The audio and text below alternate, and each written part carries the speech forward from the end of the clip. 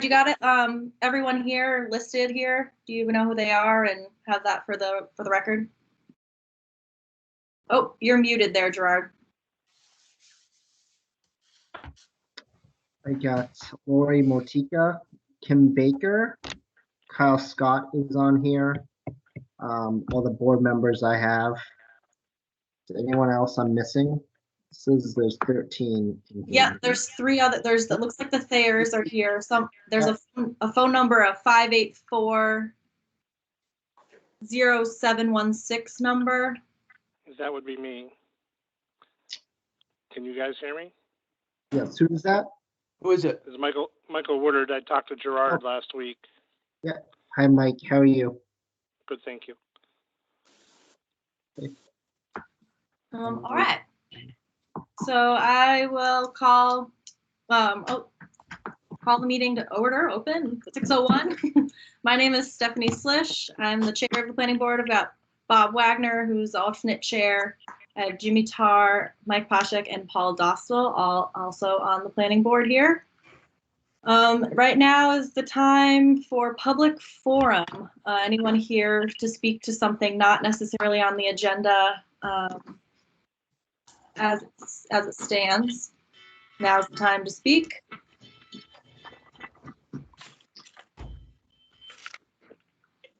Otherwise, we can close the public forum. I'll go first. I just wanted to make sure I wasn't going to take over here. Okay, yeah. Michael Woodard. I'm calling from Northampton. I'm looking at a piece of property on off of Linseed Road in Hatfield that is currently landlocked. There's no direct road or no frontage on that property. The property is listed on the GIS website as owner unknown, and I'm calling to find out how I can access that property and build on it. I wanted some suggestions from the planning board as the best way to proceed with. If I purchase this property, I want to be able to build on it. Who are you going to buy it from if it's owner unknown? Well, my understanding is it's owned by the town of Hatfield, and I would go through the attorney, Ron Berenson, and talk to him about purchasing the property from the town of Hatfield. How would you act? Go ahead. No, go ahead. If it's landlocked, how are you going to access it? You have to cross a private property that belongs to other property owners. That's correct. Is it possible to buy a parcel of land from an adjacent landowner and get enough frontage or put in a private way to access this land? It's 31 acres behind at least a dozen other properties. The only way, this is Bob Wagner on the board, the only way you would be able to do that is, as you, one of the alternatives you mentioned is if you were to be able to buy enough property with enough frontage on either Linseed Road or Old Stage Road, depending upon where this is in that neighborhood, to be able to get the necessary road frontage required for a property lot or a building lot in Hatfield. You need 200 feet of road frontage. Okay. Is it possible to purchase enough land from an adjacent landowner to put in a private way, a road, that would go in far enough to make multiple building lots on that property? Again, only if you were able to get enough road frontage off of Linseed Road or Old Stage Road, but you've already put up a red flag, for me anyway, in talking about wanting to put in multiple houses back there. This is a pretty, first of all, this is a 65,000 square foot building zone. And also it's very fragile landscape back here. So there'd be a lot of environmental concerns with any of the properties back up here. Okay. This is a 31 acre parcel and I was looking to build 2 houses. It all comes down to the road frontage, the way that our zoning bylaws are. If this is owned by the town of Hatfield, you say it's owner unknown? That's right. The GIS card, the property card says owner unknown. And it says co-owner off Old Stage Road, West Hatfield. There's a mailing address, but there's no street address. Yeah, well, we don't have flag lots in town, and you would not have to have the required road frontage to do anything. So you'd have to negotiate with a neighbor. Okay. All right. Well, that's my next step, and I'll go and talk to him, and I'll talk to Ronald and see how about purchasing this land. Good luck. All right. We'll Thank be you. here. Have a good night. You too. All right. Anyone else for public forum? Otherwise, we can close public forum and move to our public hearings tonight. We have first one up is the continued hearing of the Thayer parcel on King Street. It looks like, oh, they're here. Hello. And we also received the email from them. Gerard sent it in our packet of information yesterday. There's basically, to reiterate what's in the email, it's no update yet, still waiting for the civil engineer. And so it looks like we were going to have to vote to move to continue the hearing. But also, as we flagged at our last meeting, we would like to make sure that we're both on the same page and come up with, mutual agreement on the continuing of the hearings. So thank you for coming. Is there anything else you'd like to add other than what was on that letter to for the players here?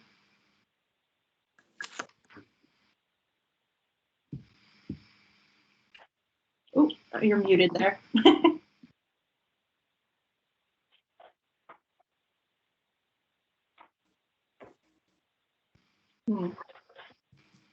Look a little frozen here. Yeah.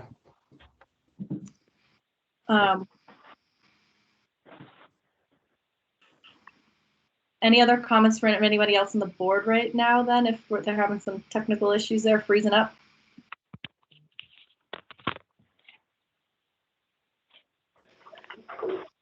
So it looks like, based on the timing, it'll probably, the way that Gerard, I think you can comment on this too, the way that the timing will work, Conservation Commission's meeting the next day will be after our planning board meeting in May.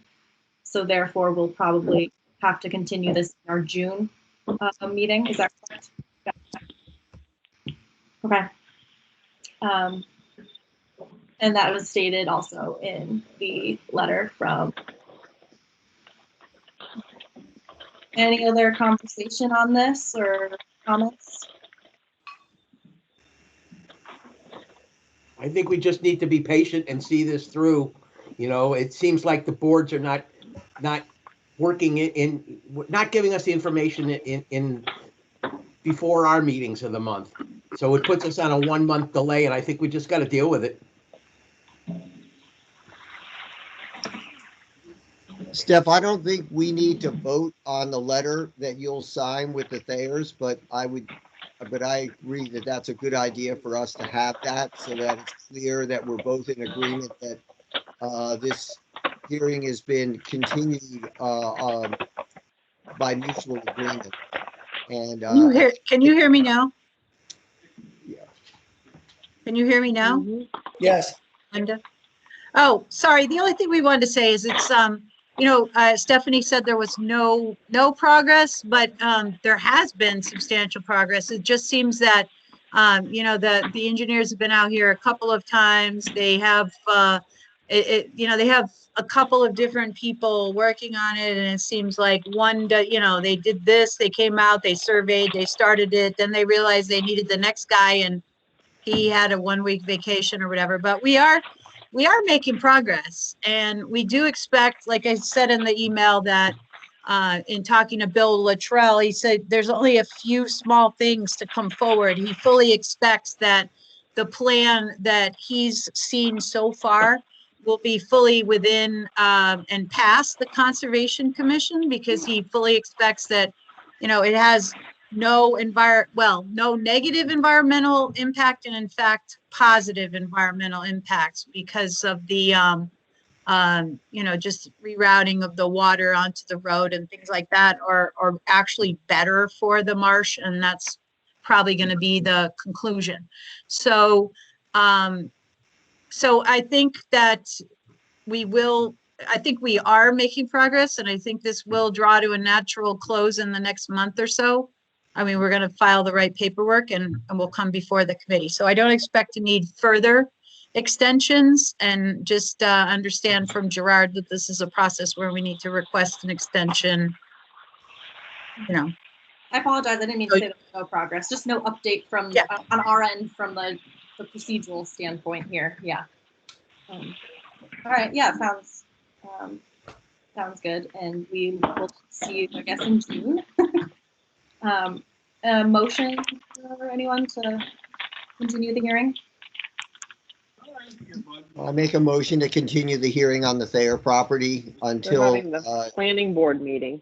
it looks like it'll be our June meeting. I'll Right? second that. Any discussion? All in favor? Aye. Aye. We'll see you in June. Thank you so much for your patience. Thanks, Linda and Walter. Thank you. All right. Now moving on to our second public hearing here. I'm going to open the public hearing for the, I'm going to read it here. The planning board will conduct a public hearing by remote April 14th, 2021 at 6 o'clock to consider recommending the amendment to the town bylaws and zoning bylaws by changing where, quote, Board of Selectmen is referenced and replaced with, quote, Select Board. Microsoft Teams link will be posted on the town's website prior to the hearing date. Just for some context, this is mostly administrative. It was passed at town meeting, I think, last year, and Marlene reached out saying procedurally, even though the select board is only mentioned a few times in our zoning bylaws, that this is part of the procedure in order to update them. So any comments from any supporters of this amendment change here on the call tonight?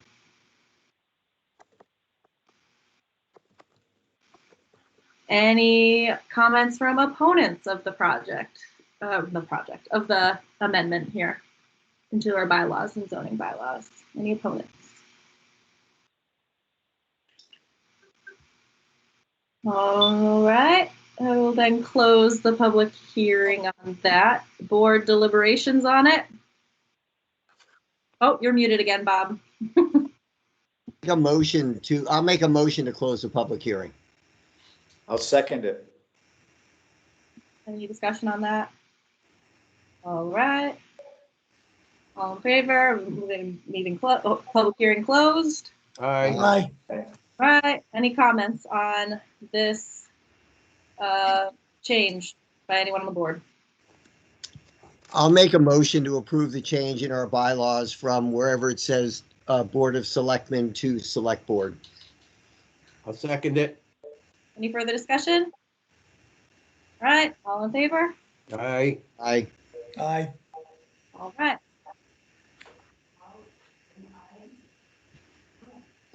All right, time to move along on the agenda to our last public hearing on the agenda.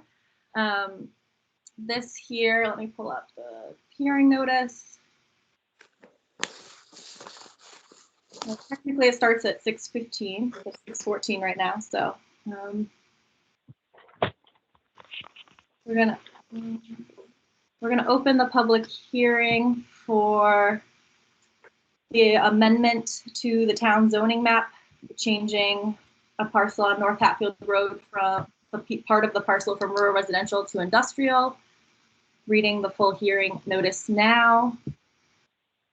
The planning board will conduct a public hearing by remote on April 14th, 2021 at 6:15 p.m. to consider recommending an amendment to the town zoning map by changing a portion of map 211-32 on North Hatfield Road from rural residential to industrial. A Microsoft Teams link will be posted on the town's website prior to the hearing date. Hey, Steph, before you go any further, I thought all along the amendment or the change was to change it from rural residential to light industrial to be compliant with the rest of the parcel, which is light industrial. Yeah, not it's light industrial. I don't know why. Do we need to change that now? Or, yeah, it's supposed to be light industrial. Yes. So I don't know what that means then with that posting.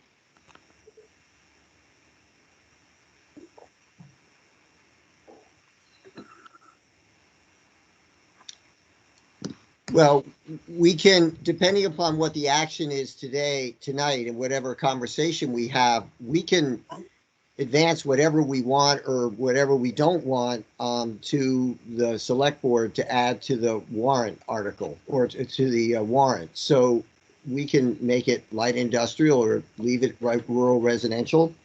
Right. Okay, I just wanted to make sure that there wasn't any issue with us not like doing the light industrial to industrial.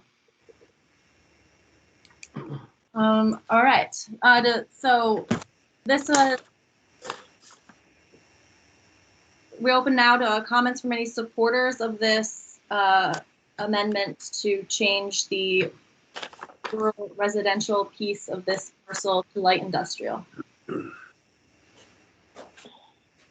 Jimmy, you're muted. Jimmy, you're muted. Can you hear me now? Yep. I think Greg O'Massa was trying to get on. I'm not sure he's having any success. He wanted to join the meeting. I don't know if you can see if he's trying to get on. There's a Julia O. Is that on? There you go. That's us. Can you see us? There you go. How you doing? Good. We can't see you, but we can hear you. So. Okay. There we go. There he is. Oh, Yeah. So there this you is are. the time for folks to comment your support of this project, and any questions you can make to me, the chair. This is for zone change only for this parcel here on North Hatfield Road. I'll start. Back in 2010, all the landowners were involved with redevelopment authority, and they wanted to turn that into a business and Light industrial. technology park with the light industrial. And at that time, there was no qualms about changing that particular property into light industrial. It would be an entrance and exit way for the industrial park that was going to go into that whole parcel. I don't know, it's like 64 acres in there or whatever. So to me, it seems like 10 years later, we would still be able to do that. That would be my only comment.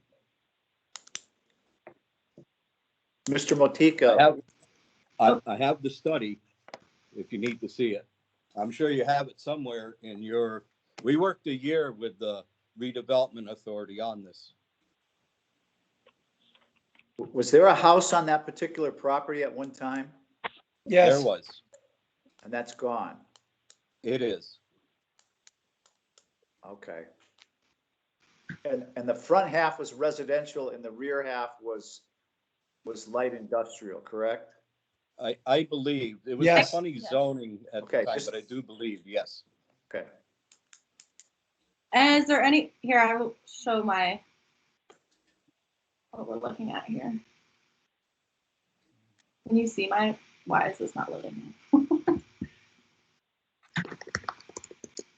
So you guys, we're on the phone also as the Thayers, because we're abutters, and my father would like to say a few words.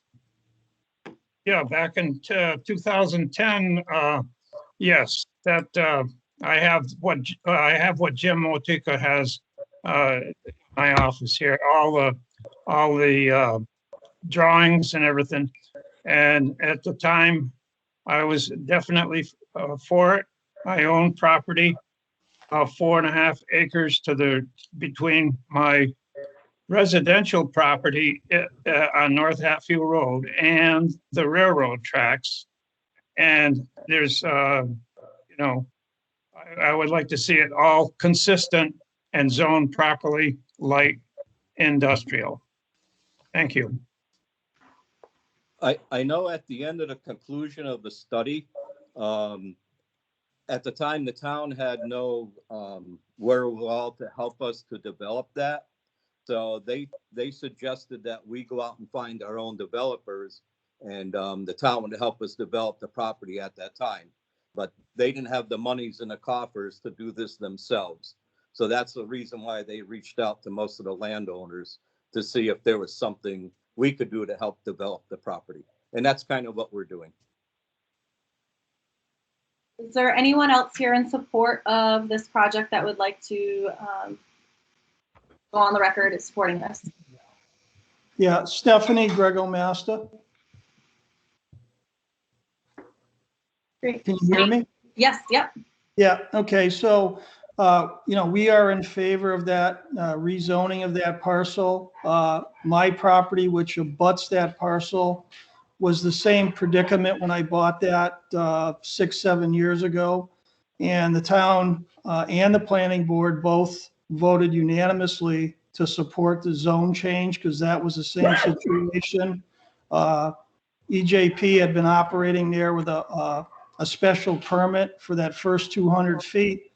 And when I bought the property, again, I went to town meeting and everything was voted in favor. We had absolutely no objections. So our goal here is just to accomplish the same goal with that piece next door. All right, thank you, Greg. Anybody else here on the call that would like to speak in favor of the zone change?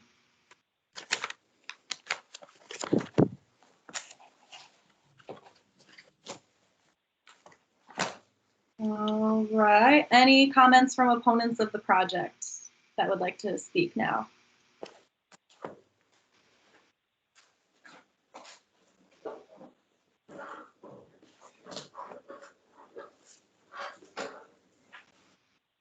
Oh, it looks like Kim is trying to speak, but Muted. you're muted now.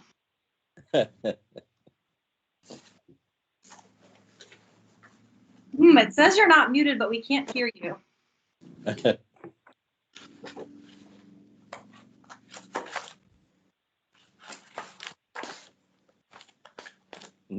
For Kim. There was feedback before, and now we can't hear you at all. What? Kim, would you be able to call in, use the phone number and call in to the meeting? Or chat.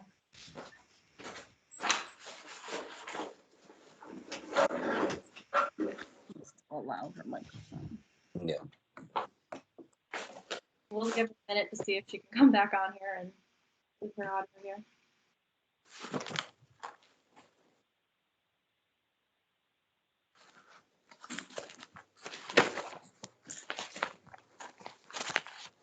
It's not even in a butter.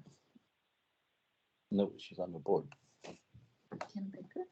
I think so.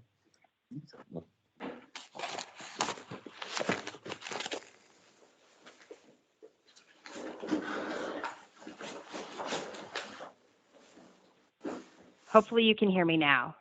Oh, here we go. Yep, there's Yes. Great. Yeah. So I live at 96 North Hatfield Road, and I respectfully oppose this. And the reason that I oppose it is that whole section of the street is very residential in neighbor, as is the other side of the street. And I will tell you, I've been working remotely for the last year. The amount of truck traffic and regular traffic on the street. We now have a trucking company that is housed on the street. It's very noisy and certainly not like it was when I moved here 12 years ago. And I'm very concerned about us preserving the beautiful, beautiful setting that we have on our street. If there is an industrial park that's going in there, or we're rezoning it to just light industrial, all that I can envision is that a big Morton building goes up which is not going to be very attractive and certainly not fit in with everything else that we already have.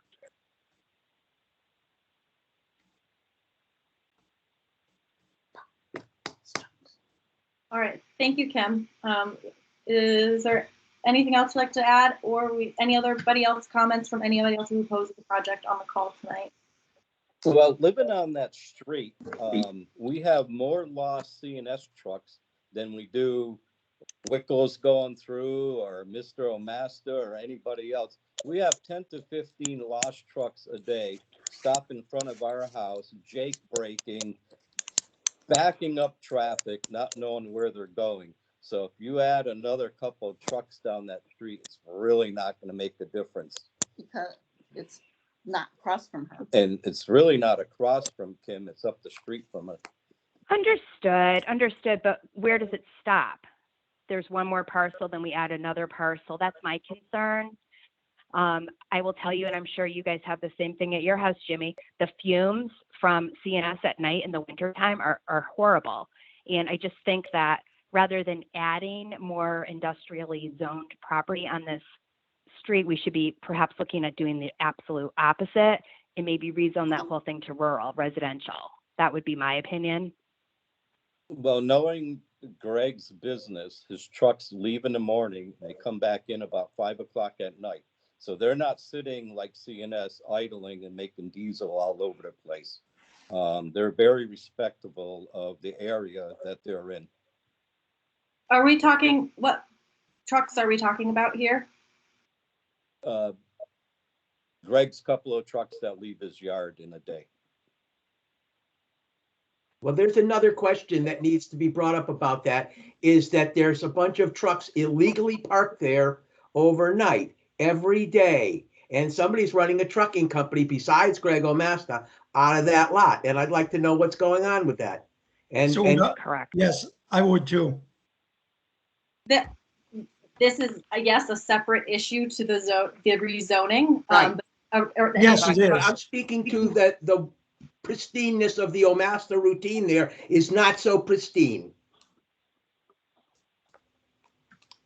How much, my name is Paul, I'm on the planning board. The food bank has a lot of, this past year, I'm sure has experienced a tremendous amount of truck traffic coming and going. I don't know if anybody has, I don't know if I can reach out to the food bank, but they generate quite a bit of traffic from the food bank. I don't know, and as far as CNS, we all know that they're not supposed to go down, technically not supposed to go down that road, because I don't think there's an actual, I think there's an entrance there, but they're supposed to go over off of Route 5. So I'm thinking, and I don't know if I'm right or wrong, but I'm just thinking, because of COVID and that demand for food from the food bank this past year, they may be part of the problem with the tremendous amount of truck traffic. Now, I don't know if you have heard or not, but the food bank is going away. That doesn't mean some kind of other company can't come in there and make use of that building. So I'm just wondering if this pandemic ever gets over, if that demand for the food truck company, food business goes down. So I'm just throwing that out there as food for thought to everybody to think about. Paul, what I will say, from having spoken to one of the neighbors out there, not Kim, but another neighbor, they are aware of the trucks on North Hatfield Road and know the trucks that are used by CNS by the names on their side. And in fact, I spoke to them. This was before the pandemic. It was actually the summer or the spring before, or fall before the pandemic hit. And they were complaining to me about the number of trucks that go in and out of CNS that are not supposed to be using North Hatfield Road. But they either get lost or they've just found that to be the path of least resistance. It's an easier way for them to get in than to do the curve off of Route 5 there by the by Yeah. the Five College repository. Who's supposed to enforce, like, it's in their permit, I'm guessing, that they're supposed to enter and exit that way? Is that like a joint effort between the police and I don't know who else to try and get them to not go down North Hatfield Road? I know it's kind of, this is a kind of a little bit of a tangent, but to address some of that truck traffic. Lori The roadways would be, Malika? Kyle, what did you say? I Go said ahead, the Kyle. roadways would be the police. I have no jurisdiction on directing traffic. Lori Motika, I'd like to comment on that. Several times truckers have asked us where to go, because the whole problem with the lost trucks coming down our street is CNS has this address on the bill of lading. And there's a very small sign by the pub, only after you get around the corner, that this is not a CNS truck entrance. We've been trying to fight that for years and nobody will change it. What about the Board of Selectmen? Do they have any comment on it? Does anybody know? Or is it falling on deaf ears? CNS is a constant problem that they need reinforcement on every rule that is in that special permit. I've gone out to the site several times for the Motikas, and I've visited them out there because I have to tell them even to shut off the backup beepers. I was just out there the other night. Hope it helped, Mr. Motika. But You've been so proactive, Kyle. We appreciate you more than you know. But you know, they constantly they say yes, we know, and then 2 weeks later they're right back doing the same thing. But I think we're getting off the issue here, which is the Omasta property, and it's not CNS at this this meeting, I don't believe, with all due respect. Correct. Let's get to where the issue is, because I haven't got all night either. Is there any more questions for the board to any of the supporters or opponents here? Just wondering if continue to have the public hearing here open.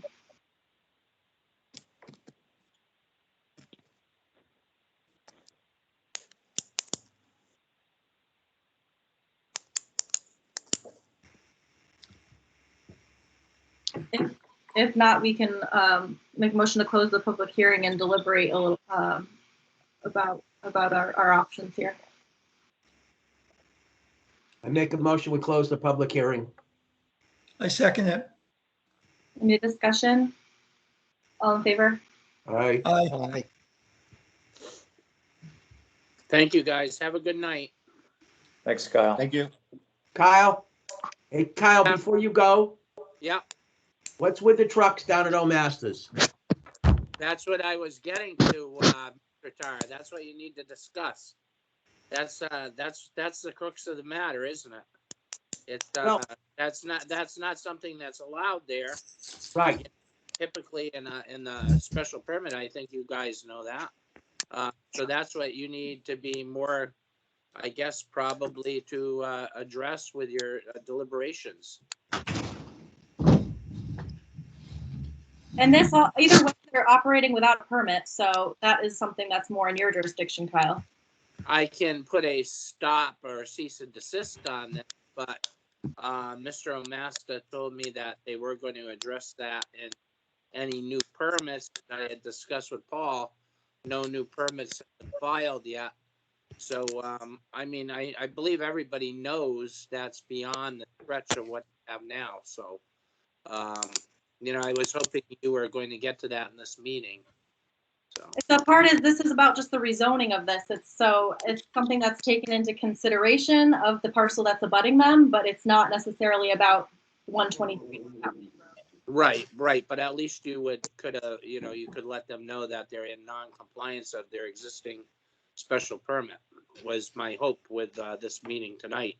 And actually, part of the reason why I'm even sitting through it. So. I think you just did that. Thank you. Yeah. Sometimes I talk too much there, so. All right, but in any case, I mean, I can send a cease and desist letter.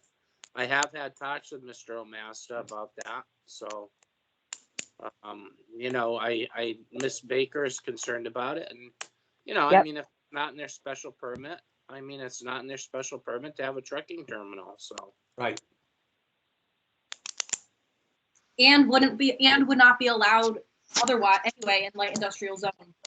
Yeah, I understand, Stephanie, so I was just hoping we could kind of cover that issue tonight, but, I mean, I That have is no one of my problem- big concerns. I have no problem with Mr. Omasta at all in with the landscaping business. He's always, anytime I've called him, he's a nice person to talk to. He addresses anything. You know, really been a good person to deal with. It's, you know, the trucking issue is something that's really relatively new to us, so. They do have a permit, a special permit for the landscaping company, but they do not have any type of permit for a trucking company. Okay, yeah, I understand. So, I mean, I can address that, if that's, you know, in agreement with you guys. I mean, it is something I was kind of waiting till tonight's meeting to do. I think probably in the end, special counsel or town council will probably be involved in it. Because, you know, if Mr. Omasta feels strongly, I'm sure he has an attorney as well. I don't believe it's going to be a quick solved problem is what I'm getting at. So.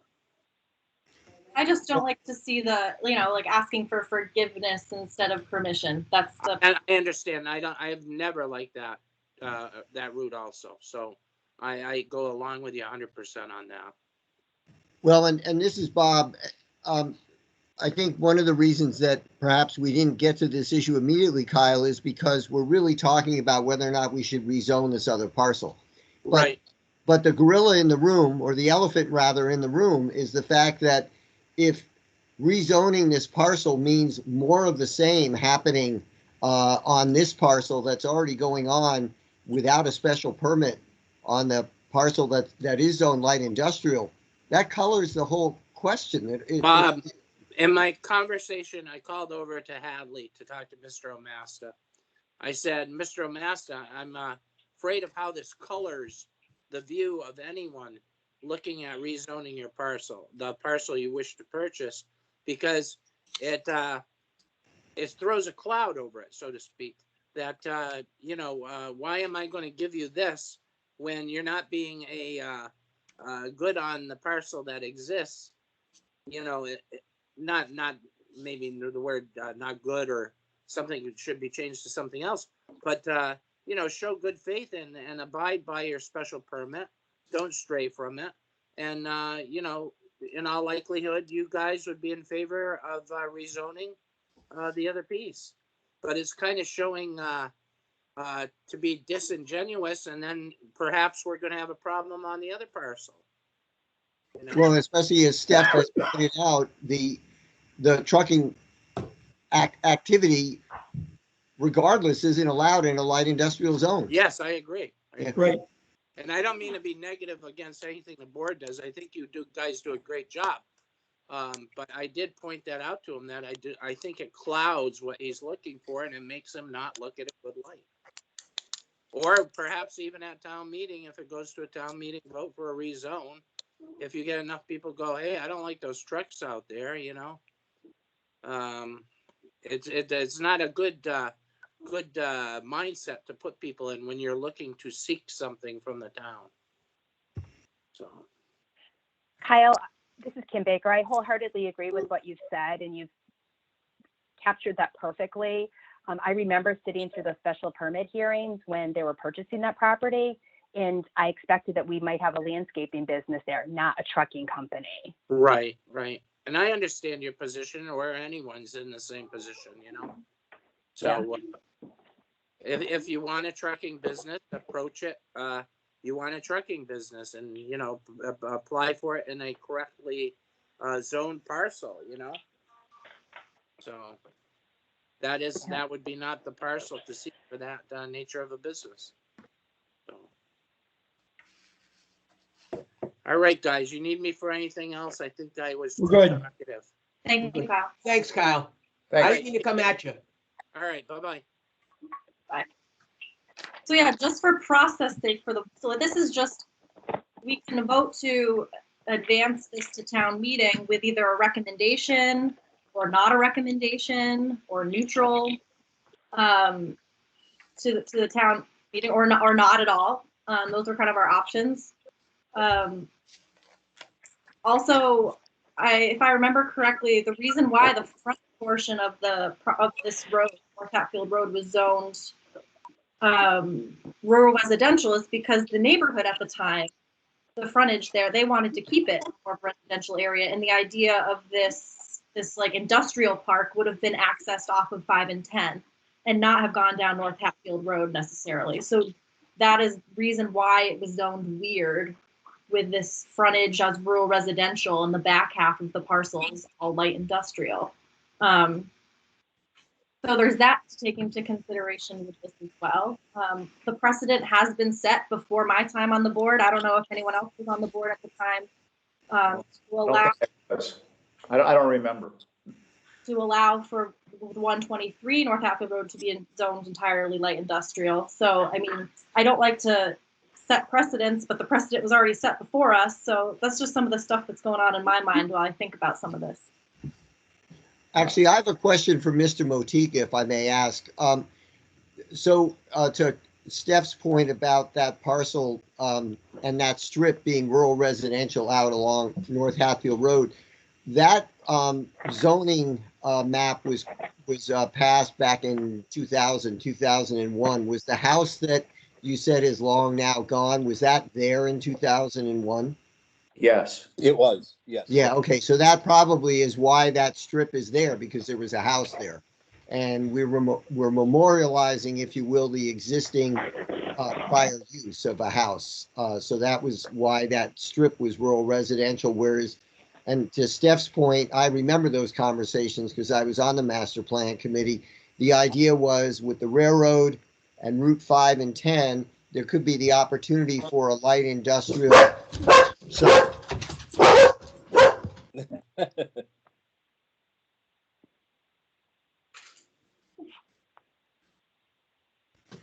it's what happens when you live out in the woods.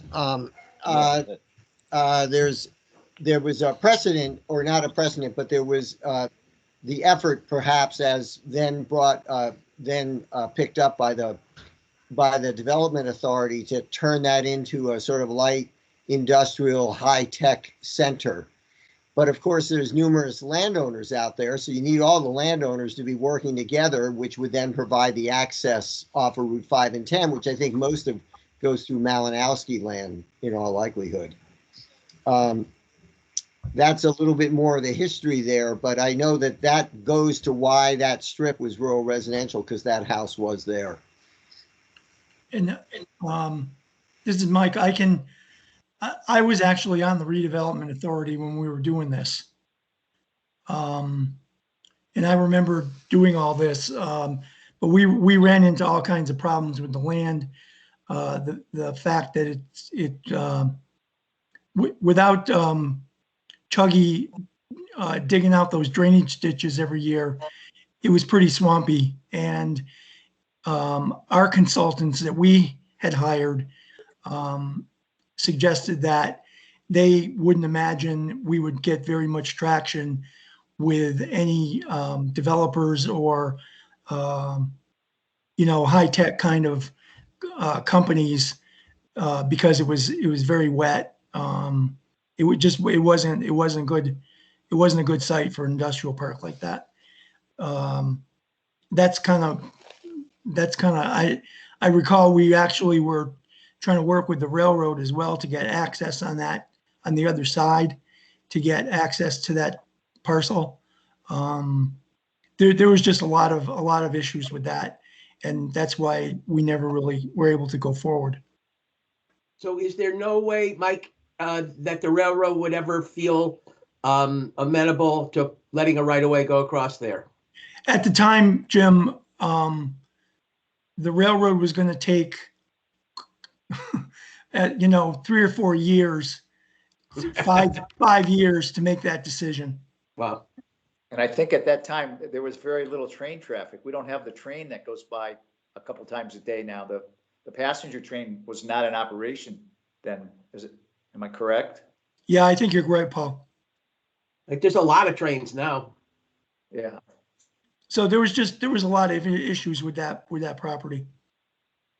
Is it still, is that still a wet property back there? Where Old Master's trying to buy? Yeah, there's a wetlands in the northern part of the park, not wetlands, but there is some wetlands that go through the north part of that parcel, yes. Okay. And have they dealt with the Conservation Commission yet? Do we know? Oh, This is they just- haven't applied for a special permit. What, Well, Paul? they haven't actually applied for a special permit yet, Jimmy. You remember though, when we first met with, when Mr. O'Master first brought this up, now a while ago, there was an engineer with him from Berkshire Design who pointed out that between the setback requirements from the rural residential zone and then also the setbacks from any wetlands that were on the parcel, it left little of that area that's zone light industrial on that parcel to actually be used. Mhm. Because we have setback requirements from an adjoining zone. So there'd be that setback in the front to the rural residential zone, and then there'd be setbacks from the wetlands that are in the back of that parcel, leaving Right. very little of that parcel that would be buildable without a zone change.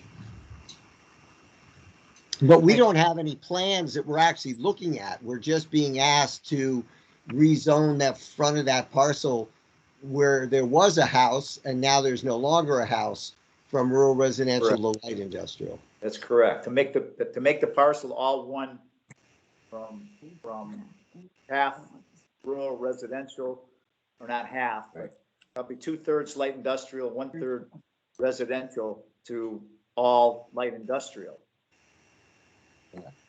Right, because the frontage basically cut it off. And that's Steph, maybe you could pull up your map again.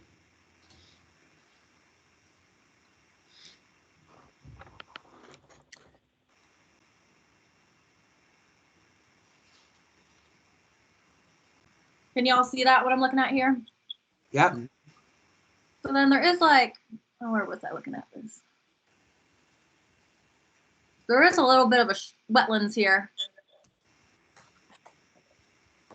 That goes in the north part of the parcel. But yeah, we're looking at this parcel here that says 137. And noting that these two parcels over here have back ends of their parcels are also light industrial. I believe there are houses, residential houses though, on both of those parcels. Well, and the majority of those parcels are in rural residential, whereas the majority of the parcel in question is actually in light industrial. Correct. I mean, it is weird that it was drawn like this in the first place. I understand the reasoning behind it, but now it puts us in this predicament that we're in now. And also to note too, ideally we would look at this holistically and not do spot to spot zoning with this. And there's an opportunity for that, not in the near future, but not in the soon future. If we look at our zoning and bylaws and update all of those along with a master plan, which we've all noted is overdue.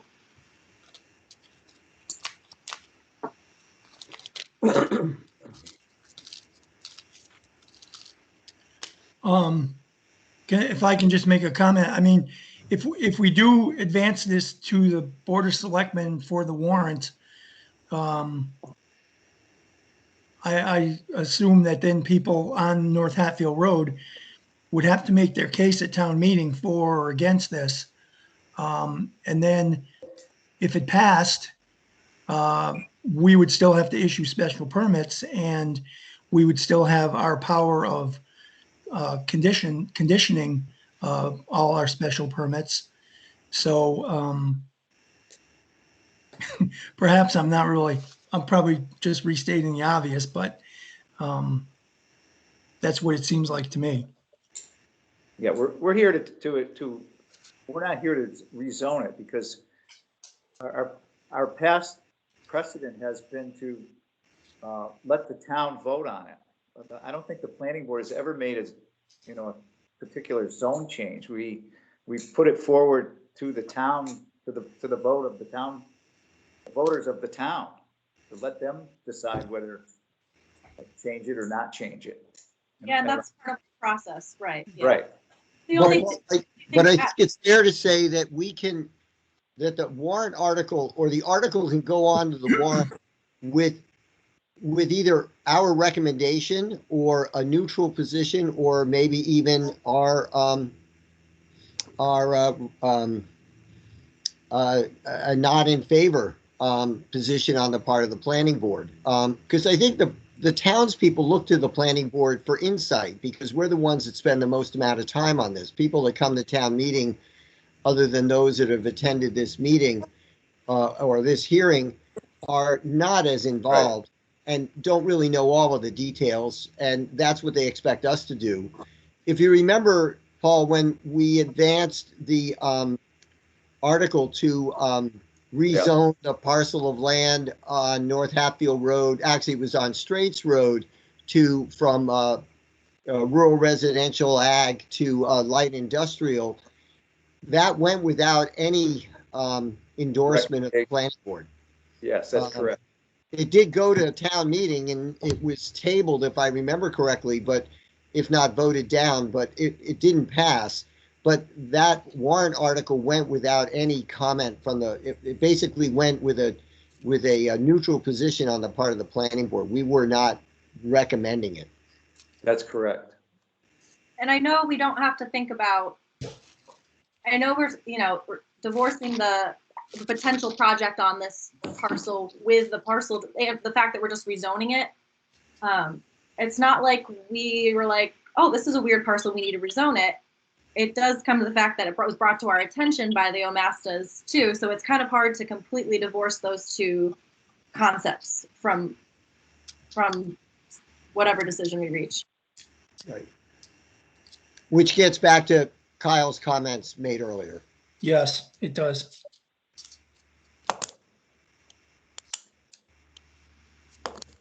So what are we thinking, guys?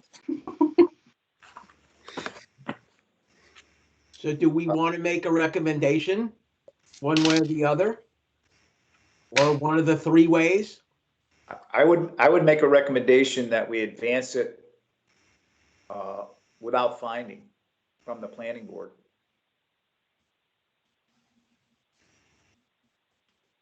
We're neither for it or we're not against it. We're neutral on it, I guess is what I'm trying to say.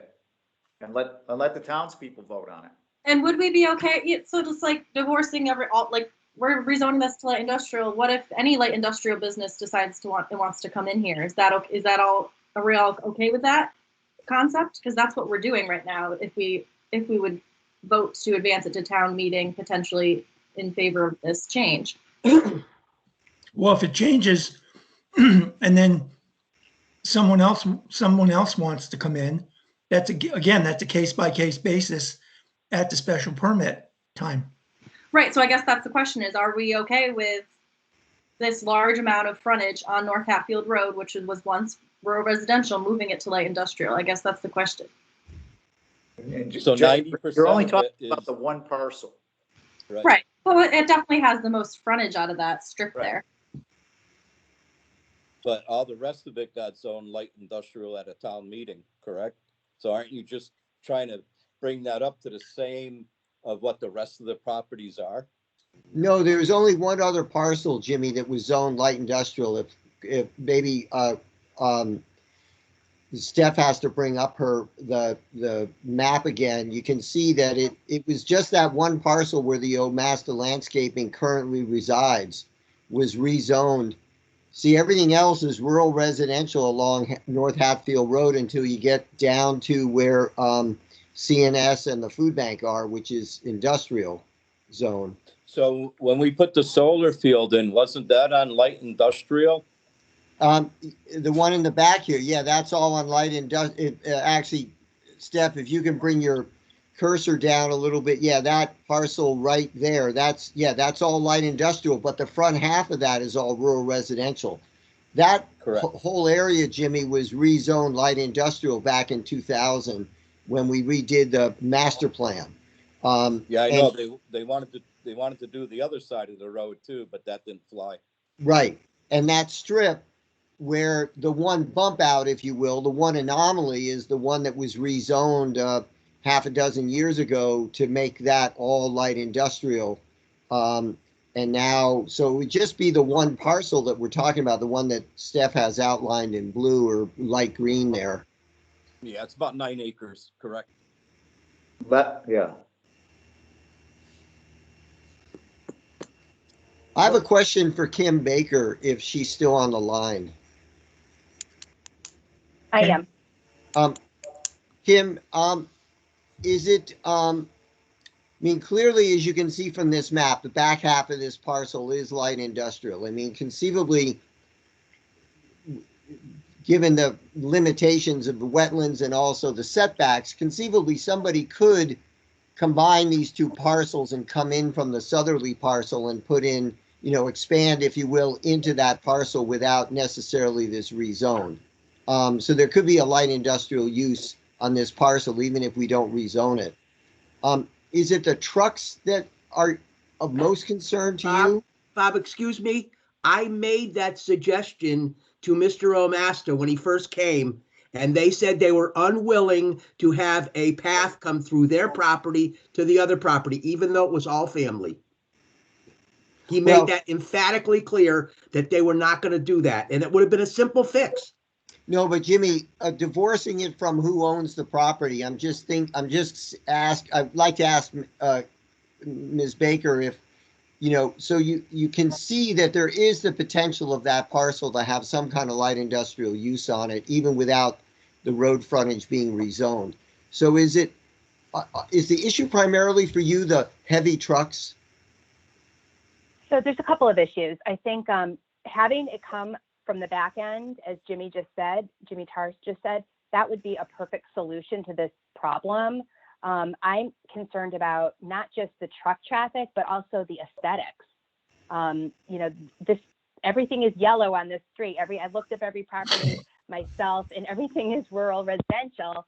And to have other things that close to the road that are light industrial, I think it's one more step to making this be a neighborhood I certainly won't want to live in. And right now, we already gave somebody a special permit and they're not following those rules. And if it ends up being the same party, which is what it sounds like, we could end up in the same situation that we're in now, which I understand is sort of separate from the rezoning, but it's the trucks and the aesthetics for me. I think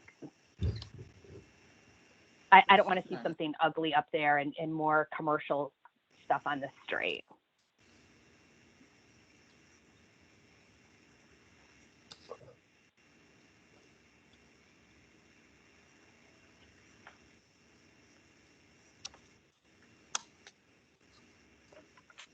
Okay.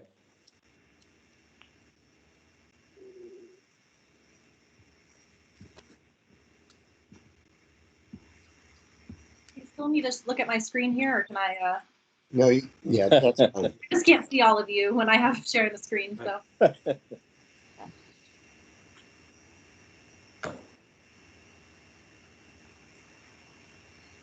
So does anybody have a thought on what we should be doing? I had just had one question. This is Linda. So I think, was it you, Jimmy, or you? No, Paul. So the way those are zoned, partially light industrial in the back and residential in the front, there's nothing stopping light industrial use on the back portion, which is zoned light industrial, with a access road through the residential property to get to the light industrial. Is that correct? I mean, other than going through the special permit process and having the light industrial use approved, but even a property that's partially light industrial, partially residential, you can use the part that's zoned light industrial for a light industrial use. Is that correct?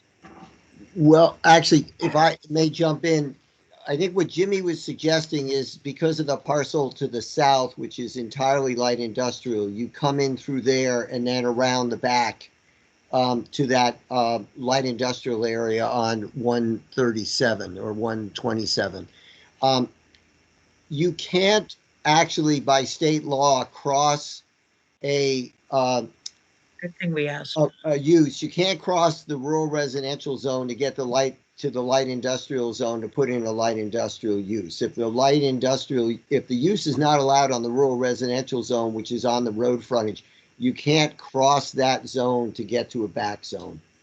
So the only way to get to those back parcels would be through one of those other light industrial zoned parcels that has frontage on either North Hatfield Road or Route 5 and 10. Which is why this is just so bizarre that this was even drawn in the first place, that we have these parcels where the frontage is one thing and the back half is another thing. And so it's just very bizarre that this even went through to begin with. But I think it was a compromise between the folks who may have wanted to try and see this developed versus the neighborhood of North Hatfield Road who wanted to keep it more rural residential at the time. Which gets to your point earlier, Steph, that this is the kind of thing that really should be addressed in a broader, more holistic conversation in updating our master plan, which would then update the zoning map, which is now 20 years old.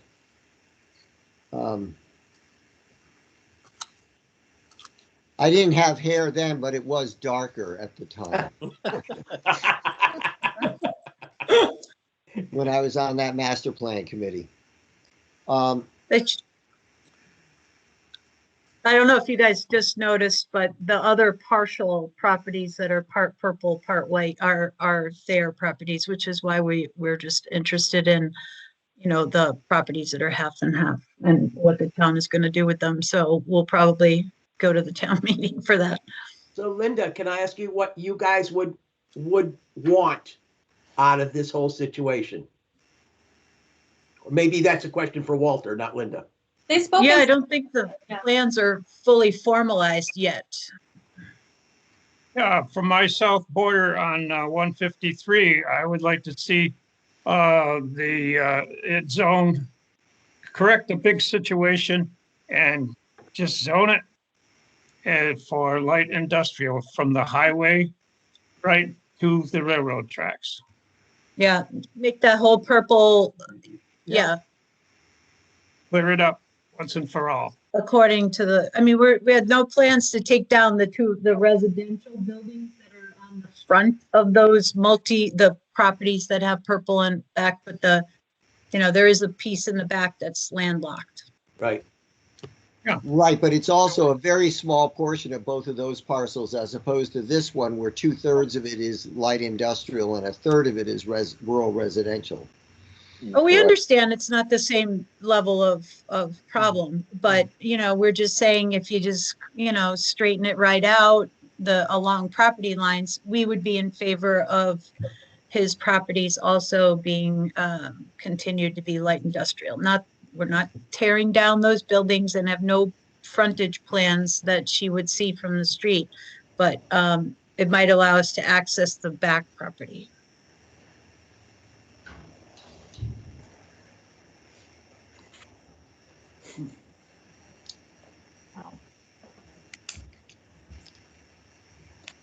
I'm not inclined to move this. I mean, it'll probably end up going before town meeting, but I'm not inclined to have it go with our recommendation. I would agree. Yeah, I feel like this could really change the neighborhood in the long term for sure. Again, setting another precedent, spot zoning this. And that neighborhood may change, but that needs to be done in a more cohesive, holistic approach of really discussing, Jimmy, you pointed out, I know, again, I was on that committee. There was talk of maybe having that whole area be zoned light industrial, and all the neighbors on the east side of the road were vehemently opposed to that. And now some of that land has been protected. We've got 2 protected parcels, farmland protected parcels, the Regish parcel and then the Slysz property, and now there's the active vineyard operation there. So a lot has changed even since we did that master plan. It was sort of a dying agricultural area. Now it's seen some rebirth. It's coming back. It sure looks like that the people that bought the Nellie Omasta's place, is Yeah, that where they're doing all that farm work? yeah, so that's a young farm family that have a small animal operation. Right. I think that's great that we have that kind of stuff happening there.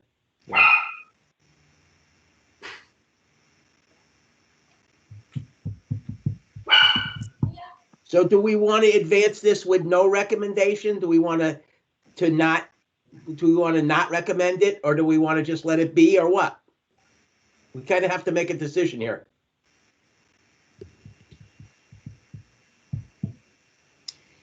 Well, Paul's been on the planning board the longest of all of us, and definitely the precedent in the past has been to allow this to go to a town meeting and allow the voters to vote. That's correct. I feel like if we do that, we should do it with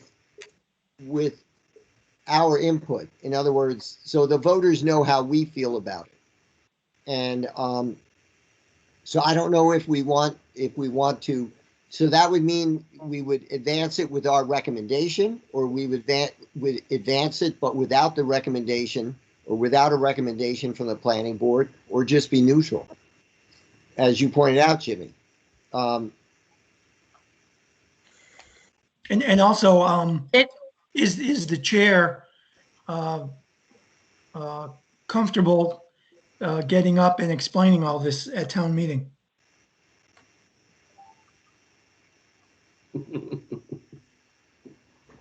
Will help. Well, yeah, we'll help. No But problem, like speaking to it, but it's not just my decision, it's the five of us, so. Right. Whatever we decide, I will definitely get up and defend. It's just a matter of where we land on this.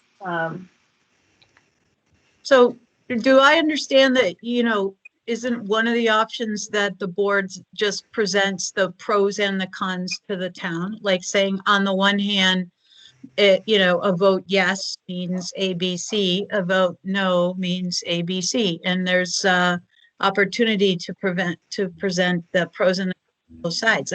Correct. There are pros and cons on both sides without the planning board making the decision for the town.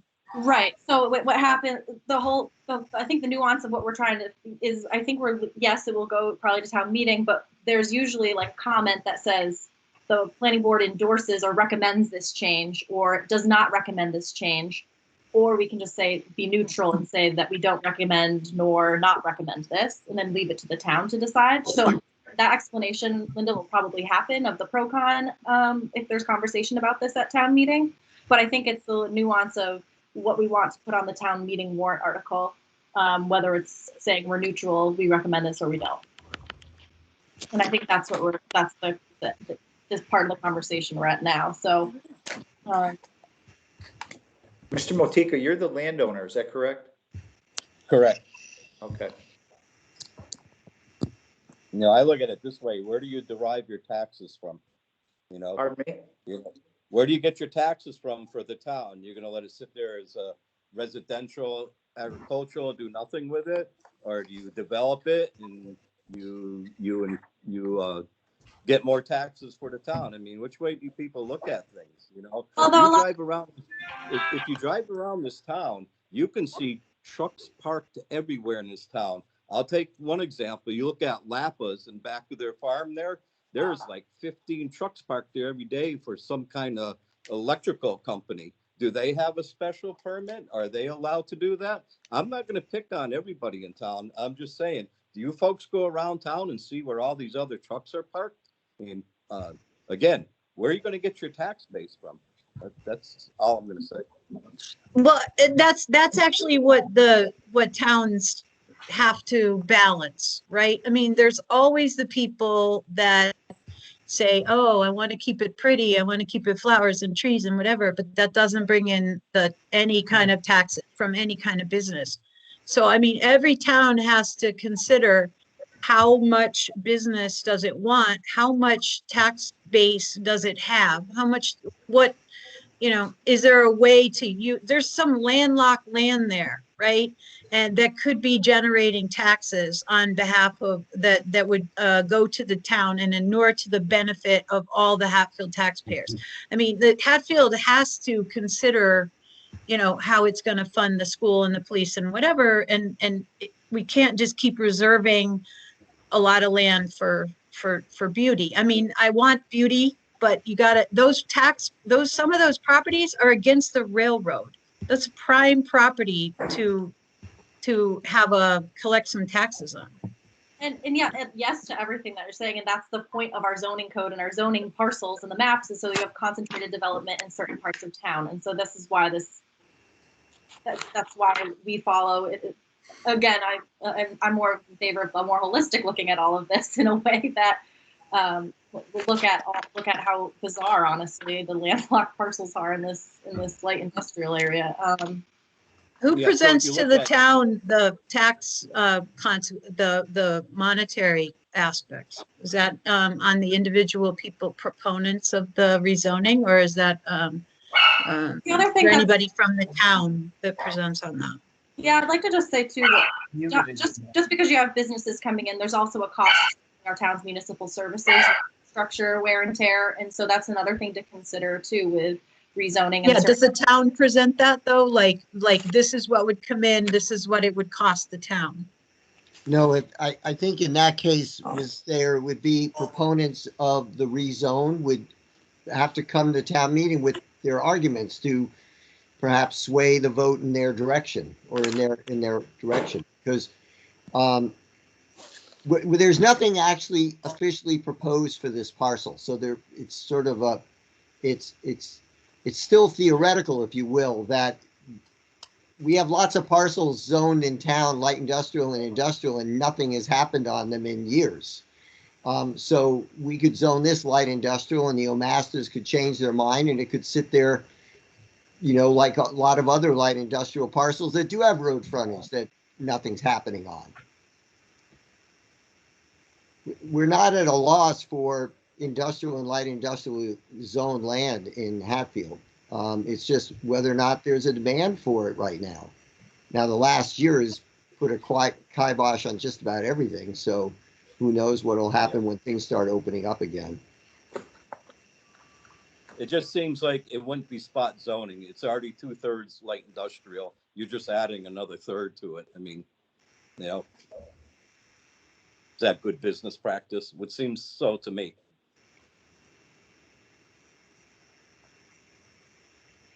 And we're coming from it as, is it good planning for the town too? So yes, the component of that is the business piece. The component of that is the neighborhood piece. Yeah. And that's until you get rid of CNS, you're never going to have a quiet neighborhood there. Trust me, we live right across from them. And the amount of lost trucks that come here every day would spin your head. And it's Jake brakes, it's slamming on their brakes, it's backing up into people's properties. They don't know where to turn around. They back up traffic every day. Somebody's going to eventually get in a bad accident there. So. And I don't have a problem actually talking to the police about that as planning board chair and talking about that special permit. I'll follow up with the Hatfield PD on that. Just as Thank you very much. Would appreciate that. Because I'm sure Kyle's sick of us calling him. And he's been so good about coming out and taking care of that for us. Jimmy, do you ever call the police? Jimmy, Mr. Motika, do you ever have you on occasion that, as Kyle pointed out, that the traffic is not, he's not in the enforcer of the traffic. Have you, or the neighbors out there requested any help from the police department? No, we never did. When Stanley was enforcement, he was really good about coming out. So we never really had to get the police involved. And I think Kyle's picked up the mantle and he's running with it. He's doing a really good job for us. I don't think we ever knew that the police was an option for the lost trucks. Right. Well, clearly Kyle made that clear. Yes. Yeah. Okay. And if there's a problem there, then the police should be made aware of it. Yep, and I'll do that, Jimmy. I'll give them I want to take a look at the permit and make sure that they're aware of the permit. Mm-hmm. Well, it's funny. They get busier after 5 p.m. and to 5 a.m. So a lot of their lost trucks actually are when I I think the police go in about 1 o'clock in the morning, 1 a.m. I think they're off duty. Mhm. So at that point, we'd have to call the state police. But Talk about a cost of municipal services. Well, you know, I have lost CNS trucks at all kinds of hours down here on this end of Prospect Street. So yeah, they don't know where to turn around, Mike. That's the problem. They're so I know. big, they I can't know. find a place to turn around. They took out Hatfield beef signs one night. Yeah. All right, sorry. Let's get back to the question at hand. yeah. None of this is a Let's good, make a none of decision this is a good Yeah. argument for allowing whether more we're gonna trucks on North move this Hatfield forward or Road. not. Right. So Well, thanks for listening. I make a motion that we decide which of the three potential recommendations we will make to the town meeting. It's not a motion, but you're trying to figure out whether we should say Yeah. we recommend it, do not recommend, or neutral. Let's just do it. Well, I would make a motion that we advance this to the town meeting with a neutral recommendation or a neutral position from the planning board. I agree with that. Paul? And I any discussion? second it. I agree with I'm that. inclined to say without the recommendation, to be quite honest, but I'm okay with neutral too. Well, we can discuss it.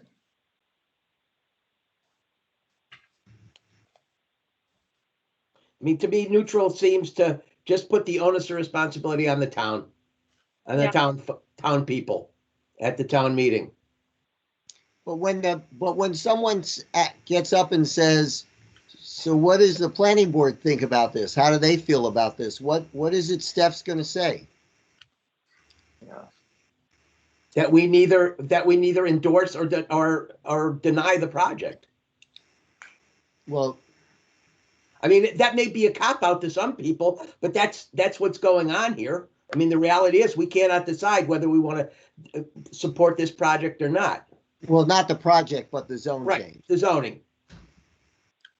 And like you said, Bob, if we rezone this, if we just go in neutral and the town votes to rezone this, we still have complete authority over what Omastas can do there. Not really though. If they have a legal, if it's one Aren't they that going to have to go for a special permit? right, but we can't like reject their permit just because. No, but we can put the proper restrictions on it. Well, and also it's been pointed out at least a couple times tonight that a trucking business is not allowed in a light industrial zone. Right, So what's happening there right now is illegal right. under our bylaws, and we're not going to certainly allow them to expand it. I agree. So can I make a comment, Stephanie? I'm sorry, who's speaking? Oh, is that Greg? Yeah. So first of all, no one's trying to pull a fast one on the neighbors. No one's trying to run a full-scale trucking operation out of 123. If you look at those trucks that are parked there, my son's a disabled vet. Those trucks were part of what he served this country for. So we are not trying to run a truck terminal out of there, which was one of the comments I believe Mr. Wagner made at one time. Yep. A truck terminal is what CNS is down the street. We are looking to rezone through the town, through Mr. Motica, who owns the property, so we can go through the legal procedures with the town, allow my son's trucks to park there with my landscaping trucks, bring the tax revenue into the town of Hatfield, and 123 and that property would be separate. I just like to say We cannot access, just let me finish, and it's your meeting to run.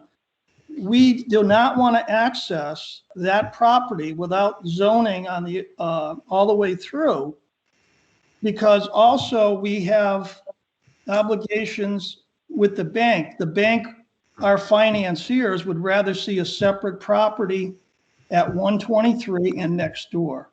So tying the two together for access is not a viable option. Although according to you guys think it might be because of zoning, but it doesn't work on a baking aspect.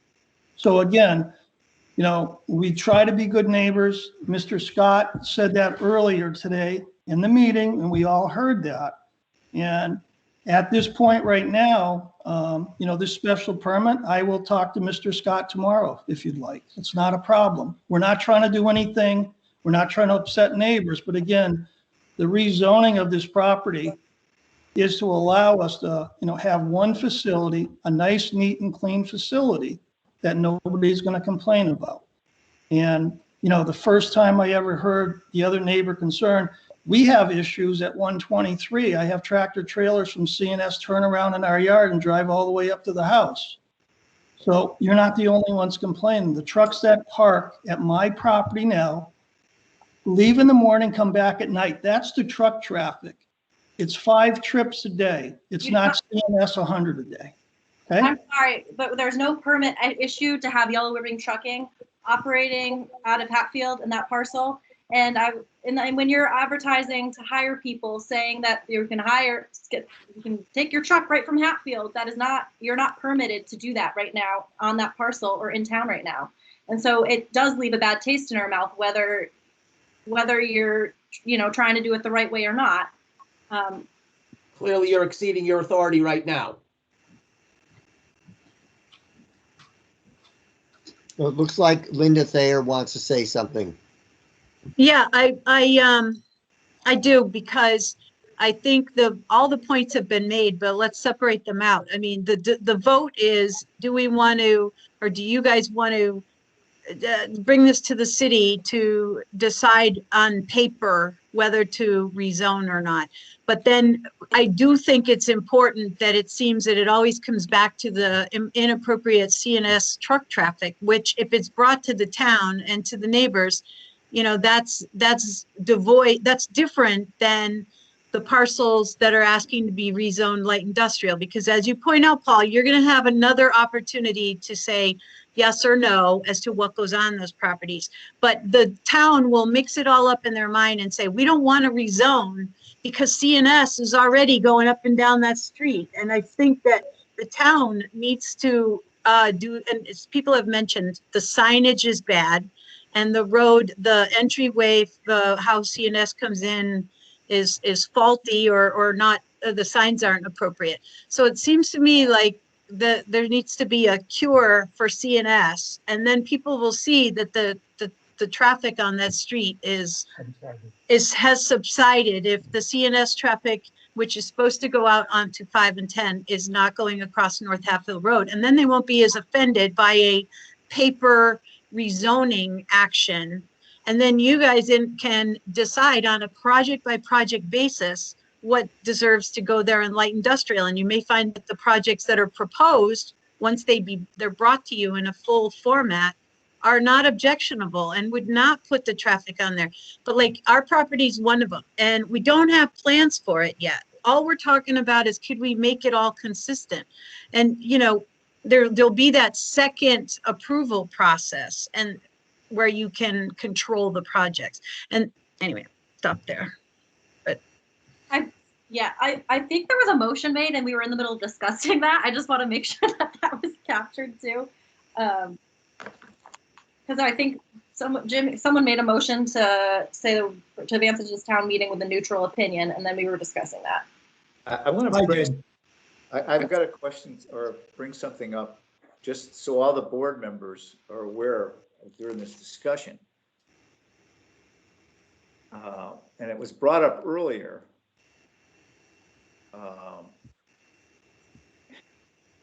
If you look up under 5.14 in our table of use, freight or trucking terminal or trucking company is only allowed in an industrial space. So what we're doing here is we're making, either we're moving this forward to be zoned all light industrial. So anything down the road and a trucking company does not fall in a light industrial. I just want to make everybody aware of that. That way, that's an industrial. If somebody thinks that they're going to purchase this property and put in a trucking company, there's gonna have to be another zone change. And I don't know if that's gonna fly again. They're gonna say, what are you guys doing? So we're defeating the purpose if Mr. O'Master thinks he's gonna buy the property, put in, and then apply for a special permit. He's not gonna get it because his property's not zoned for a trucking company. So that's where we're at. I mean, we can certainly move it forward to be a zone change, but if they think they're gonna do what they want to do, it's not gonna happen. Because then you're gonna have to have another zone change. Well, and actually, what Mrs. Thayer just said about their interest in seeing their parcels rezoned, and then coupled with what Paul just said, it goes back to your point earlier, Steph, that this is really should be part of a larger conversation and discussion that deals with that entire area. And whether it stays the way it is or it gets rezoned in a different, and more of those parcels maybe get rezoned with, the specificity that maybe should have happened 20 years ago. So back to the motion that was made. Yep. There's a motion and a second to advance this to town meeting with a neutral position. I said if you all agree with that, sure. I feel more inclined to say it's without a recommendation because I'm not in favor of spot zoning, and this is exactly what this is. However, if we want to take a vote on the neutral, that's fine. But that's just my part of the discussion on that.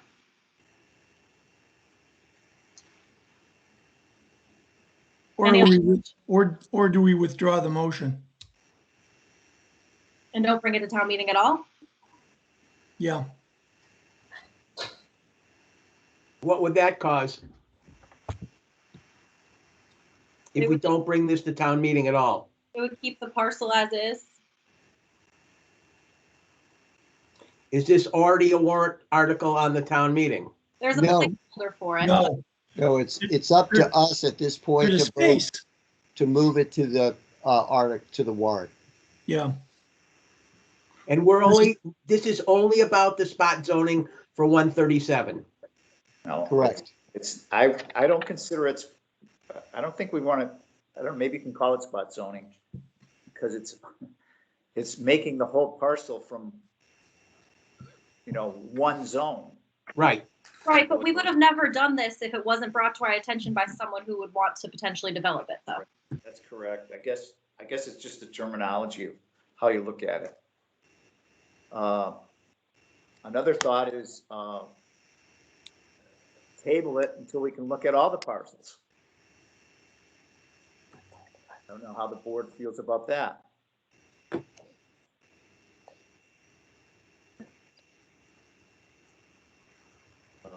Just don't know if that'll purpose.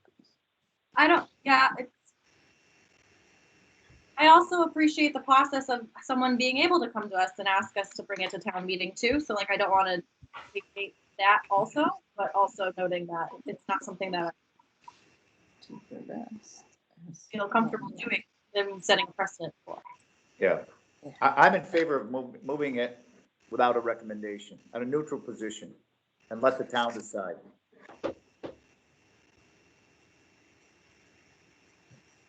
I agree. Neutral. Neutral. So then that was the motion, and that motion was seconded by someone. I forget who. Gerard probably got it in minutes from a while, from probably like 15 minutes ago. It was seconded by Paul. All right. Any further discussion? We can vote on- I'm sorry, second by Jimmy. All right. So all in favor for putting this on the town meeting warrant with a neutral position? Aye. Aye.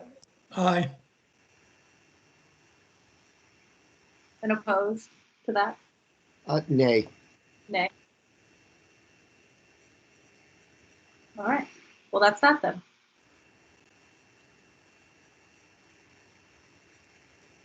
we have to have a majority? I don't know. Is it two? Didn't they change that? They just changed, didn't Charlie Baker just change that? Well, you had a majority for the vote that Steph just asked for. Right. A 4 out of 5. Okay. Yeah, I don't know if that simple majority passed. That was something Charlie Baker was trying to get through. Unless we know for a fact, I mean, I think people should go into town meeting assuming it requires a 2/3 vote, but it may actually be simple majority at this point. I don't remember if that legislation passed. Maybe we could have, maybe Gerard, you could ask tomorrow, the town clerk or anybody. Yep. Okay. It doesn't change our vote. Well, it was 4-1 or whatever, even 3-2. Yeah. 3-2, so that's still 2/3, so. Right? Not quite, Not quite? not quite. 60 is not 66. Right, but you just need a simple majority of our committee to pass this. I'm good with it. I was just doing the numbers. Yeah, no, it's whether or not it requires a 2/3 vote. Up Right. until this year, all zoning changes, whether it was a bylaw or a zone map change, required a 2/3 vote at town meeting. There was some talk about legislation that would change that to simple majority, and I don't know if it passed. I think it did, Bob. I'll have to double check on that, but I'm pretty sure. All right, so Yeah, it did on February 26, 2021, simple majority. all right, so that closes the public hearing, or well, the public hearing hasn't closed, but that that solves that then. Do we have to do anything else on this? I don't think. We haven't done anything where we put it on town warrant before like this, so. No, they just report back to the select board. Okay. All right, on to the next part of the agenda. Is Mr. Joe Pelker on the line? I guess we're going. Yes, Joe Peltier. Oh, hi. Gerard said that you would like to speak to us about a potential development on 72 West Street, or developing 72 West Street. I own a property at 72 West Street, and basically what I'm looking to do with it at this point is to separate it into 2 lots. One lot would have the current house and attached barn, and the other lot would be land which has a separate standing barn on it. I keep it rural residential, which it's zoned.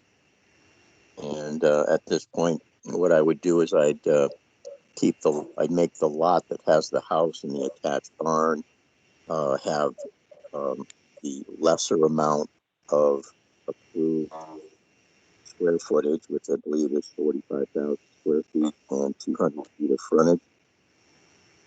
And the other lot would have the majority of the land.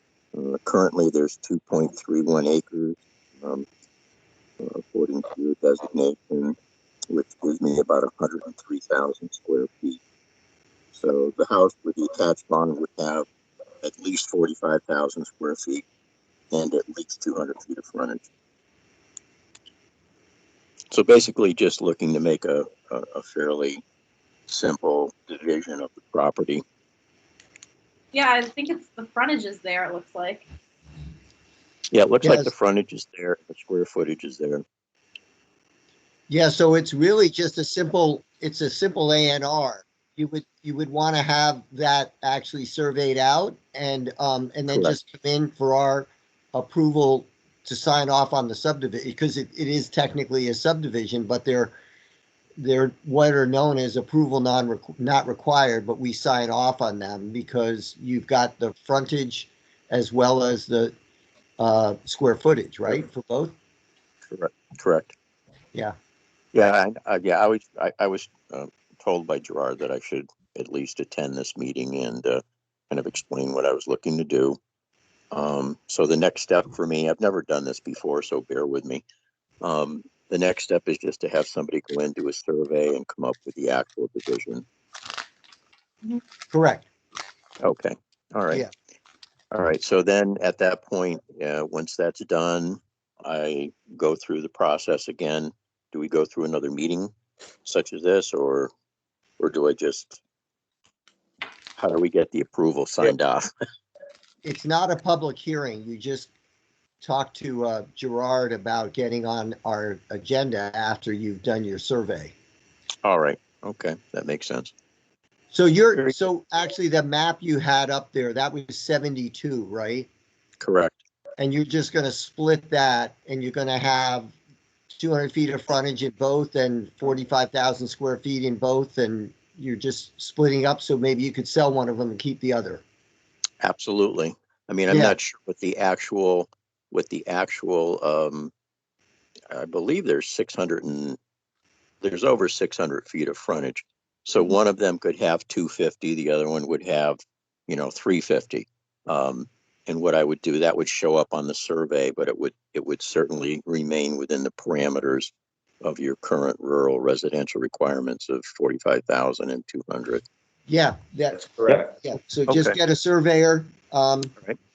to put all that together for you, and they'll have the little block on it, and we sign it. Sounds good. Very good. It was interesting to attend your public meeting here. It gives me some insight as to how things are approached and discussed, which is good. I would say that's probably been the thornier topic that we've had in a year or so. Really? Okay. Well, that's a good one to be my first one to come in on then. Yeah. Yeah, thank you. Well, I guess we'll see you at a future meeting. Then, do you have any other questions for us? I think I'm all set. Thank you for your help. Thanks. Thanks. Yeah, bye now. All right, next piece of the agenda here, now more discussion and updates. We had a gentleman who is applying for a tattoo shop. I think his application came through Gerard's application materials. He'll be, that public hearing will be in May, but we wanted to get you the materials now. The gentleman was asking for a few waivers for the application, mostly because it's, he's not building a new building or anything like that. It's in where the Benson storage. No, that's not what you're looking for. But yeah, I just wanted to put that on your radar there. That, Two big drawers. a May public Each of them's in a box. Funny enough, just a funny note, in our use table, there's no mention of a tattoo parlor. So the way it's applied for is for medical professional service or something like that. So, Does the Board of Health get involved in this? Yep, they've worked. I would think so. Yeah, they've worked. He said he's talked to them. I think my follow-up would be to get a letter from the Board of Health just saying that that he's done all the stuff there. I think that's probably would be helpful for the application, but. Well, I recall when my wife was on the Board of Health, I recall her saying that tattoo parlors were not allowed in Hatfield. Oh, interesting. So it'd be interesting to get some kind of reading on that. How long ago was that, Mike? That was, I don't know, she's been off, 10 years? Okay. So this would be under 4.17? Yes? I think that's what they applied for. Let me pull that up too. I don't know. He's got 4.19. Professional, medical, and business offices. So, Yeah. Services. yeah. Falls under probably under the professional category in that. Yeah. Because I was looking at personal or consumer service establishment. It doesn't, it says laundry, diaper service, photographic, beauty barber shop, funeral services, clothing rental, other businesses offering services similar to those listed. So I'm not sure, yeah, it doesn't specifically say. but Yeah, and especially- I searched like on the online version for tattoo parlor, looked at our definitions, it does not show up. So it's kind of where, either way, what the one you're referencing, Paul, and the one that you put on the application, they're Yeah. both allowed with the special permit. Right, So okay. Yeah, I'll ask her what her reference is too. I don't know. I can ask her. but yeah, just letting you know that's coming for May. And if there's anything in that, because he, kind of gave it the application pretty quickly. Is there anything that he would need for the May meeting, just to let him know? But yeah, I think just like any sort of correspondence, like you said, kind of brought up, Mike, with the Board of Health would be helpful, just to make sure that that's all. Yeah, and as I looked at that as well, and Steph mentioned to me, earlier that they're asking for a lot of waivers because they're using an existing building. They're not making any changes to the footprint.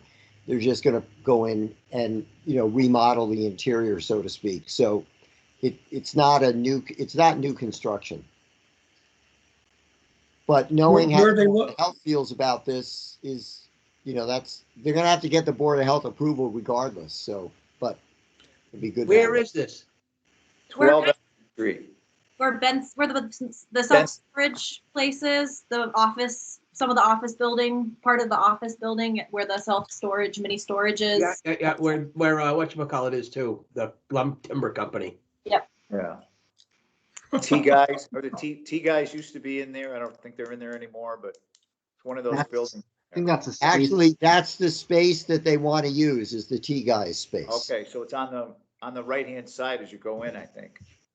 Yep, and there's I guess there needs to be a bathroom, and there's already a bathroom in there, and so I get it has all the infrastructure really, and the space has the infrastructure you already need. So. Yeah, T guys moved to Whately years ago. They bought a building. So nothing really to say there, just letting you know that that's coming for May. And then the other piece on the agenda here, we mentioned it last time, that we got inquiry from Eversource, and they were trying to do whatever they really could there at 197 Straits, so they didn't really have to come before us for a permit. And so when we kind of told them, no, seems like what you're doing is big enough to have us come before us for a permit.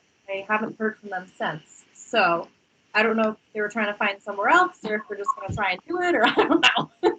Well, I actually called Mike Bartlett last night, and so Mike told me that actually Eversource has been storing stuff on their property for 12 years, and that Mike was the one who told them that they needed to talk to us if they wanted to put this building up, or this temporary structure.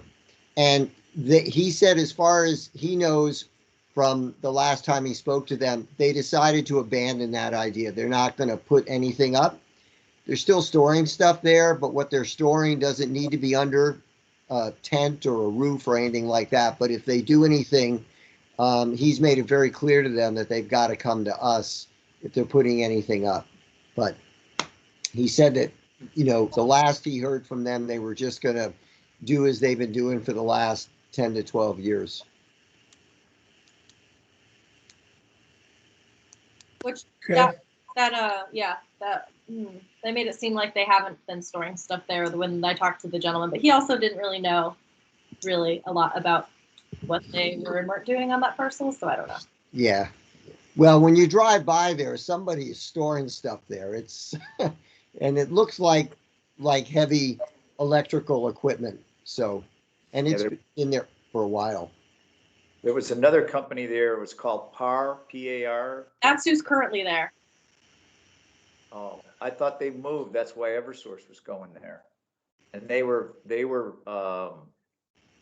building anything, that they would store stuff there, and then they go out and repair those overhead lines or I'd imagine they work together, right? Both those companies seem like they Yeah, it could very well be a subcontractor for Eversource. Yeah, I think that's probably what it is. they were actually doing the work of upgrading the transmission lines and things like that. Right. So, okay, so we haven't heard anything more from that. I just wanted to make sure it was on the agenda here, so we talked about it and had it on the record there, but it looks like there's nothing to say with that if we're not gonna be building anything or putting any temporary structure up. Anything else for board discussion or updates while we're here? Yeah, I have a question about tree works. Anybody know what's going on out there? I understand they have a certificate of occupancy, but I don't know if they're open or not. I Oh, heard yeah, they went, yes, they're open, and they went before the select board either to give an update or to chat about potentially applying for another license, like probably a dispensary license, so a different license, which they told us when they came to us maybe just over a year, like last winter, not 2019 winter when they came to talk to us. So I had apparently they have to have like a community outreach. You know, the Cannabis Control Commission has like a community outreach meeting, whatever. They were looking for like a neutral third party to help moderate that. And so I don't know where they are with where they stand with that, but I'd imagine after they do that, they might come to us. So. Paul, I drive by there almost every day, and if you remember, we approved a manufacturing facility. There's anywhere from 4 to 5 cars back there almost every day. They're definitely operating. Yeah, all right. I saw the sign there, but I didn't see any cars. I went there on the weekend. I think it was Saturday I went by there, and it kind of triggered my memory because I wasn't sure if their special permit had expired. But no, they got their certificate. They were doing they were getting their permits before their 2-year expiration date. And yeah, no, I actually have, there's one car there that's always there almost every day. I'm assuming that's one of the owners. One of the owners, but I've seen as many as 4 or 5 cars there. And you probably don't need that many people in that business because you're just concocting stuff. Yeah. You'd be surprised. No, I know, but that's a small operation. Right, but I mean, still, you might have, it depends on what they're making. If they're both baking and making things like chocolates, then you would have 2 different crews doing that. Right. Yeah, they're making gummy candies too. There's so many different, I just was reading in the paper, there's like thousands of different marijuana cannabis products now that are being cataloged by the state on an hour-by-hour basis so that everybody can be aware of what's out there in that thing. And there were thousands. And that's a small operation. Right. But I'm just saying the scope of which they might be making different things might take more people than just somebody baking cookies. Right. That's because the state doesn't want to miss out on any revenue. Absolutely not. Any other discussion or updates? I have a question. Gerard, what was the vote on the zoning change? Was it ended up, it was 3-2? It was, okay. I just have a question of interest. Last meeting, Buster came to us to build a building. Did anybody think that it was like really weird that he died like 2 or 3 days later or whatever? I don't know. I mean, did he know he was that sick when he asked to build the building? I think he knew he was that sick, but I don't think he wanted to tell anybody he was that sick. Right. That's my own. It wasn't anything that like we needed to give approval on. What he was asking for, he didn't even really need to. Right. Oh, right. Yeah. But Right. no. I just thought it was a little odd, the sequence of events there. Yeah, I know. Maybe he thought he had longer time. I don't. Yeah. I heard he did sell all his business to Pacharek, though. I don't know. He did, huh? I think so. Wow. Any other board discussion or updates here? We still have to approve some minutes as well before wrapping up.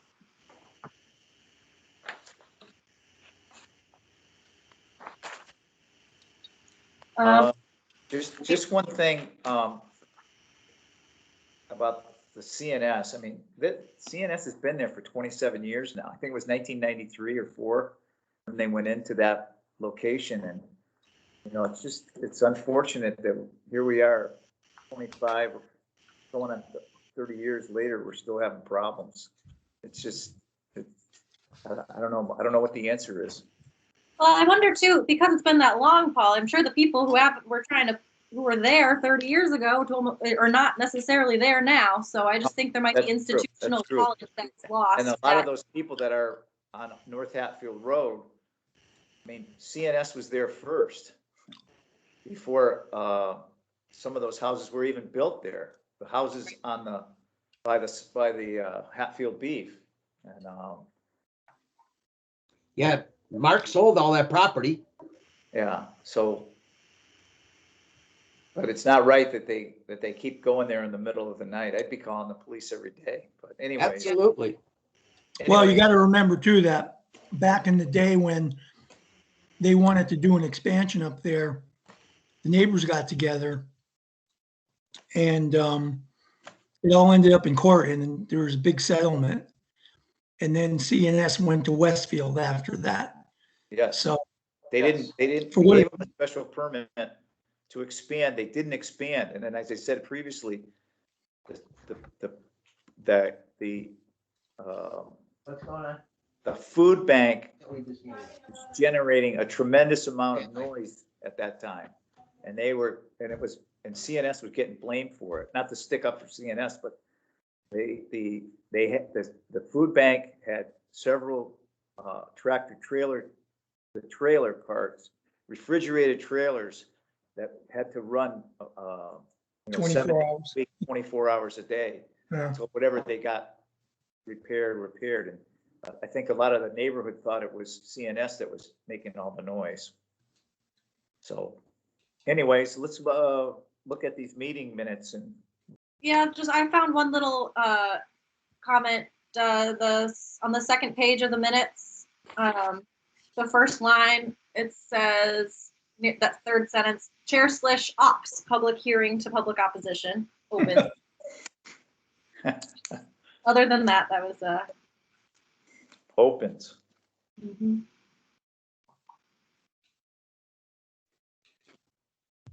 Yeah. Got it. Thank you. I think that was it that I saw. I don't know if anyone else had a chance to take a look at that.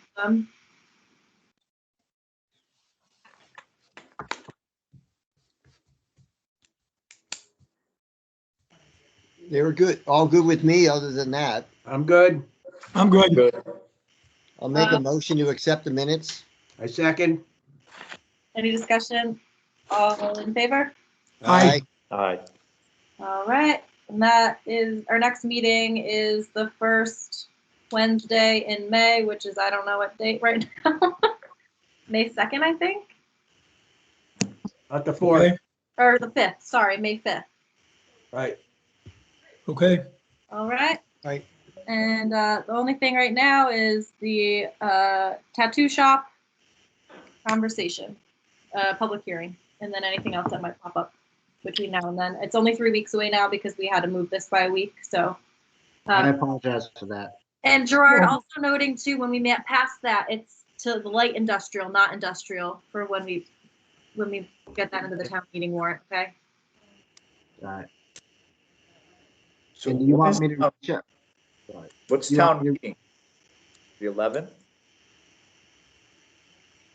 Town meeting? I have it on my calendar. It'd be the 11th, because you said our meeting's the 5th, right? So it's always it'd be that next Tuesday, the 11th.